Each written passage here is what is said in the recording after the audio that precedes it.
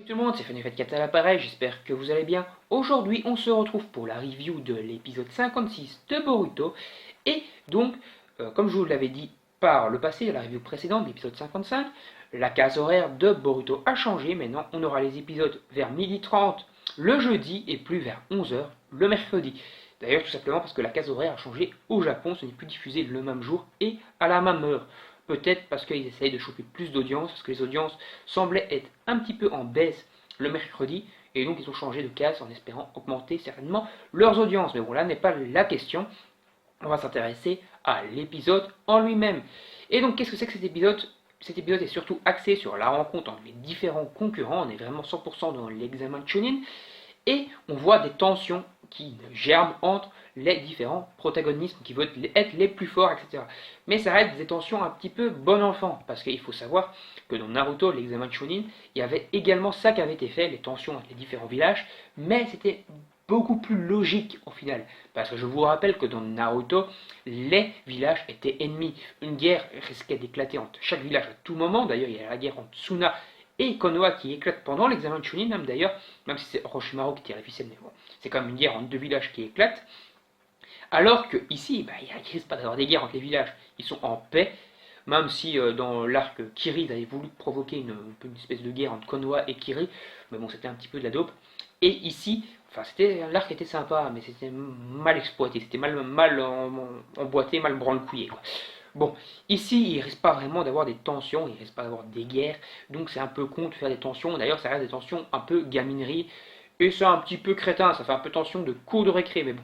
Ça permet de voir que justement, dans Naruto, ils étaient justement dans une tension, dans un truc beaucoup plus guerrier, donc les villages, et donc, à 12-13 ans, ils étaient déjà matures, entre guillemets. Même si Naruto faisait toujours des conneries et tout, mais bon, normalement, les habitants du village, à 12-13 ans, étaient déjà assez matures, parce qu'ils étaient élevés dans un contexte où une guerre pouvait éclater. Alors que ici, on voit que justement, ils ne sont pas élevés dans un contexte guerrier, entre guillemets, et donc ils sont un peu gamins, quoi. Ils ont tout simplement la maturité qu'ils devraient avoir à 12-13 ans, et donc c'est encore un peu des enfants qui veulent montrer qu'ils sont les plus forts. Mais bon, ça permet de voir éventuellement de plusieurs rivales potentiels dans chaque village pour Boruto, et ça pourrait donc peut-être faire des arcs suivants avec des rivaux, et ça c'est pourquoi pas, ça peut être assez intéressant, parce que d'ailleurs c'était un petit peu également ça qui permettait de faire un peu des rivalités dans Naruto, et à l'époque, hein, entre les habitants de Kiri, etc., même si au final ces rivalités n'étaient pas vraiment très bien exploitées, à part dans certains fillers un petit peu concons, comme le village de Kiri qui était exploité lorsque du village du thé, il y avait un peu les concurrents de l'examen qui étaient un peu exploités là-dedans et qui voulaient se venger de ce qu'ils avaient subi à l'examen. Bon, c'était un petit peu de la merde.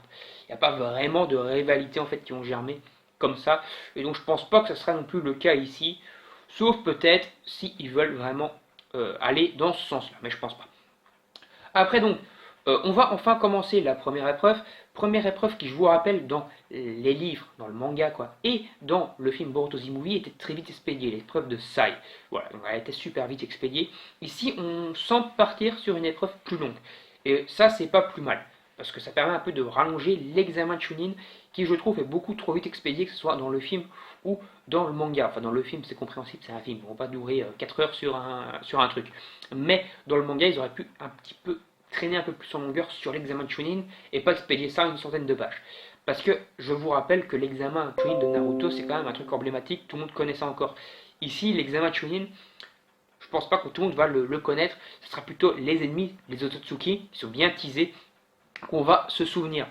D'ailleurs, l'ennemi qu'on connaît tous a été montré dans l'examen de Naruto, c'est tout simplement Orochimaru. Même si je pense que les Otsutsuki, enfin Momoshiki et Kinshikin et le nouveau Tsuki qui est super stylé n'auront pas spécialement une même aura que Orochimaru, mais ils sont quand même assez cool. Tout simplement, pour revenir un petit point là-dessus, pour ma part, moi c'est juste pour vous dire ça, l'examen Chunin de Naruto, je le trouvais supérieur, voilà, tout simplement. Alors, qu'est-ce qu'on va encore raconter d'autre sur cet épisode? Tout simplement, l'animation est très bonne et a une très bonne OST. Franchement, tout est super bon pour l'instant. Au niveau de Starklight, il n'y a pas vraiment de fausses notes au niveau de l'animation. Des animateurs et tout, ils font super bien leur boulot. Au niveau des musiques, ça colle toujours bien, ils sont bien placés là où il faut. C'est plutôt cool. Le seul truc où le bas blesse, c'est un peu le scénar. Comme je vous le dis, c'est pour allonger l'arc, faire un arc un peu plus long, comme je vous l'ai dit, que le film ou que le manga. Ils ont déjà allongé, c'était bien allongé au début. Ici, c'est un petit peu moins bon. Mais comme je vous le dis, ça permet de montrer un peu que les personnalités sont différentes qu'il y a une quinzaine d'années, lorsqu'il y avait l'examen de Chunin, même presque 20 ans en fait, hein, l'examen de Chunin, lorsqu'il y a eu le premier examen de Chunin de Naruto, où ils avaient des tensions guerrières, une guerre pouvait éclater. Ici, c'est pour montrer vraiment qu'ils sont gamins encore. Et ça permet de montrer la différence, mais franchement, c'était un petit peu évitable. Comme je vous le dis, dans le manga et dans le film, c'était illudé complètement. On ne voyait pas du tout comment, en fait, ils s'entendaient entre concurrents. Enfin, comme je vous le dis, la première épreuve était beaucoup trop courte, mais il n'y avait pas, en fait, le truc concurrent. Moi, je trouve qu'ils auraient juste dû allonger la première épreuve et qu'on s'en foutait un peu de voir comment ils réagissaient.